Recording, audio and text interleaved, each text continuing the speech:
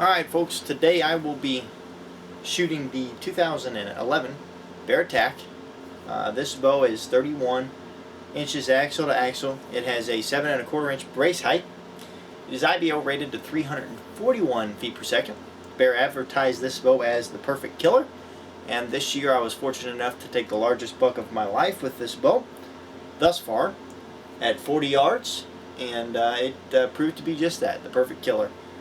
He ran about 200 yards. It was a liver hit, which was my fault. But this bow did a great job. Shot the deer at 40 yards again with 60-pound draw and 29-inch draw length, which is what this bow is set at right now. I did chronograph this bow, and it shot 270 feet per second through the chronograph with a 420 grain Beeman ICS arrow. And if you guys know anything about those higher grains, they do slow your bow down, but this bow really performed great. Couple key features I really like about this bow. I've shot it a lot. Really like the grip. The Bear grip, it's just consistent throughout. You know, it doesn't narrow down at the neck. It doesn't get fat at the base. It's just a consistent grip throughout, which I've found has aided me in my hand placement consistently. You'll notice the bow really looks great with the pass parallel limbs, the dual arc offset string suppressors. Really great bow. The Bear contraband strings are great strings. I've put a lot of shots through this bow, have not had any issues with it.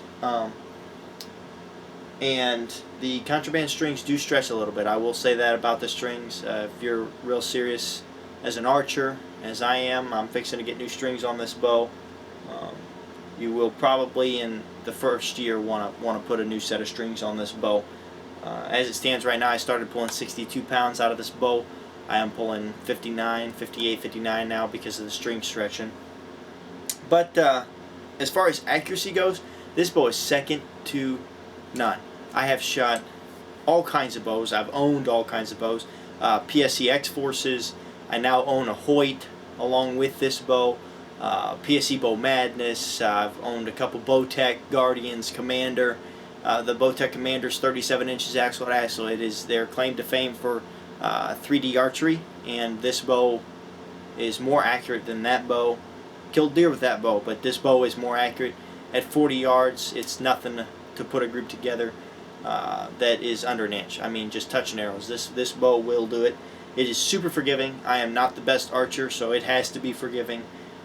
And there are not enough good things I could say about this bow. A couple of negative things about this bow that I don't like, I wish Bear had done. The string, again, contraband string, does stretch. That drives me nuts. You do get a little bit of peak rotation with it too, as much as they say you don't. The drawback about this bow that I hate the most is the cable slide.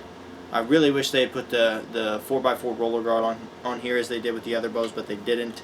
And the cable slide, if you'll notice, let me bring it up to the camera. It is not offset from the riser. Most cable slides will curve at the riser here, and then they'll be straight coming out. This bow is just angled to pull the cables away consistent. The cable slide is straight coming out from the bow, but it's at an angle. So as your cable slide slides down, the slide here, it makes the draw cycle feel a little bit grainy, because as you get farther down the draw cycle and your cable slide gets a little bit more tension on it, it does make the bow draw cycle feel a little grainy compared to other draw cycles, and I really don't like that. But it's a decent trade-off for the rest of the performance that you get out of this bow. I am going to shoot it here real quick for you and let you hear how it sounds, see how it feels. The bow does have a pretty steep valley in the back of the draw cycle, as you'll probably see. But it's easy to pull throughout. It's a really easy pull. Pulling 60 pounds. It's the easiest 60 pounds I've ever pulled. And you'll see it. And there was the valley. And I'm going to go ahead and shoot this bow. Little bit of vibration, but that's because of the stupid G5 sight I've got on it. I'm not impressed with it at all. If you think your bow's got a lot of vibration, some advice that I could give you is take the sight off of it and shoot it without a sight on it, because if you don't have a sight with a vibration dampener, or if you got a sight with a lot of metal parts on it and stuff like that, that metal can transfer vibration to your riser, and you will feel it in your shot. But the bow is dead in hand. It doesn't want to. What I mean by that is it doesn't want to jump when you shoot. It doesn't want to fall out of your hand. There was the valley. That was a better representation. You got plenty of creep in this bow. No cam rotation, nothing like that. The cable stop does come up against the cable slide. I do wish it probably would have come up against the limb, but just they didn't design their cam that way. It is a solid back wall.